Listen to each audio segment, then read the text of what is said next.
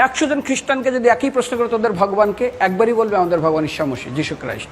মুসলমানকে জিজ্ঞাসা করবে 3 থেকে 5 মানে মৃত্যুর আগে পর্যন্ত, যাকে এই তোদের ভগবানকে, একই উত্তর দেবে, ভাই আমাদের ভগবান হলো আল্লাহ। হিন্দুদেরকে যদি একই প্রশ্ন করা হয়, ভাই তোদের ভগবানকে, কনফিউজ।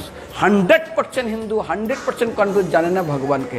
দ্বিতীয়ত, যদি তুমি মুসলমানকে জিজ্ঞাসা হয় তোরা মসজিদে কেন যাচ্ছিস, ওদের শেখানো হয় মসজিদে যেতে হবে নামাজ আদায় করার জন্য।